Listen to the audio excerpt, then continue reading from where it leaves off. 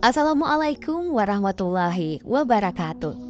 Saudaraku yang dirahmati Allah, alam kubur merupakan tempat di mana kita akan mempertanggungjawabkan segala amal atau perbuatan yang kita lakukan semasa hidup. Setelah adanya kematian, tak ada satupun dari kita yang bisa lolos dari peristiwa ini. Alam kubur biasanya kita kenal sebagai alam barzah, dan ini adalah gerbang atau perantara antara alam dunia dan hari kiamat. Akan ada dua macam balasan yang kita terima di alam kubur, yakni nikmat dan siksa kubur.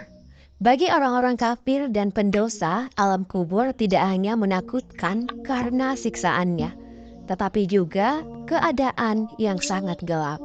Hanya amalan-amalan kebaikan selama di dunia yang mampu menjadi penerang dan penolong kita dari azab kubur. Ini adalah beberapa amalan yang akan menemani kita di alam kubur serta menjadi penerang agar kita terhindar dari siksa kubur. Yang pertama adalah sholat. Selain menjadi kewajiban bagi setiap muslim, salah satu keutamaan sholat ialah menjadi penerang dan teman saat kita di alam kubur.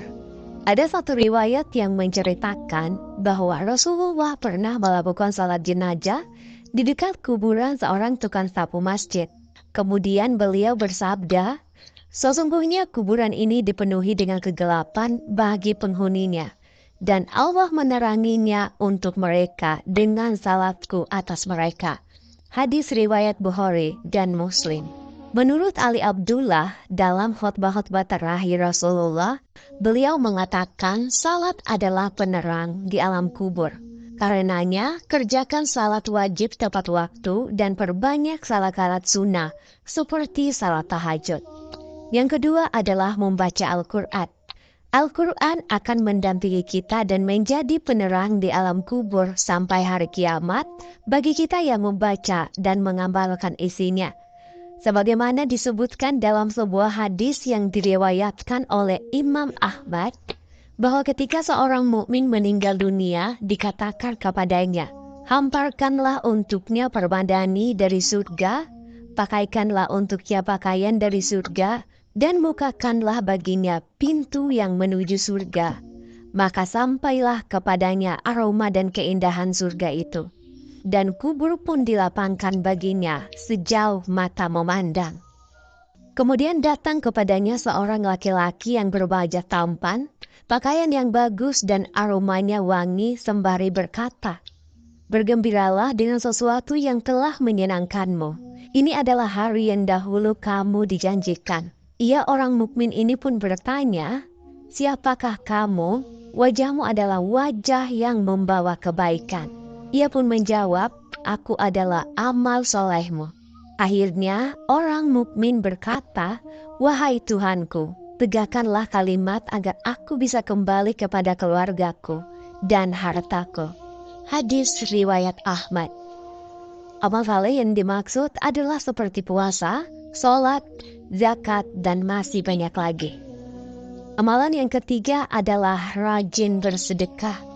Datangnya pertolongan Allah agar kita bisa selamat dari siksa kubur adalah dengan rajin bersedekah, disertai niat tulus yang semata-mata ditunjukkan kepada Allah. Dalam riwayat Tabrani, Rasulullah pernah bersabda, "Sedekah akan memadamkan api siksaan di alam kubur." Hadis riwayat Tabrani. Selain itu, sedekah yang kita keluarkan akan menjadi salah satu amalan yang tidak akan terputus setelah meninggal dunia. Sehingga amalan ini akan menjadi penolong kita dari siksa kubur. Sebagaimana dijelaskan dalam hadis Muslim, jika seseorang meninggal dunia, maka terputuslah amalannya, kecuali 3 perkara, yaitu sedekah jariah, ilmu yang dimanfaatkan, dan doa anak yang soleh. Hadis riwayat Muslim. Selama apa yang kita sedekahkan bermanfaat untuk orang lain, pahala akan mengalir terus dan menolong kita dari siksa kubur. Amalan yang keempat adalah berzikir. Zikir merupakan salah satu cara untuk memohon ampun atas dosa-dosa yang pernah kita perbuat. Seseorang yang mengerjakan zikir dengan sungguh-sungguh dan merasa hina saat di hadapan Allah, niscaya ia akan mendapatkan keutamaan berzikir. Seperti yang diterangkan dalam hadis berikut, Rasulullah bersabda, "Maukah kamu aku tunjukkan perbuatanmu yang baik, paling suci di sisi Allah dan paling mengangkat derajatmu, lebih baik bagimu dari infak emas atau perak, dan lebih baik bagimu daripada bertemu dengan musuhmu, lantas kamu memenggal lehernya atau mereka memenggal lehermu." Para sahabat yang hadir berkata, "Mau, wahai Rasulullah." Beliau pun bersabda, "Zikir kepada Allah yang maha tinggi." Hadis riwayat Tirmizi. Selain mendapat pahala yang baik dengan berzikir, dosa yang kita perbuat insya Allah diampuni oleh Allah Subhanahu wa Ta'ala. Sehingga nanti ketika di alam kubur, dosa yang dibalas menjadi lebih ringan.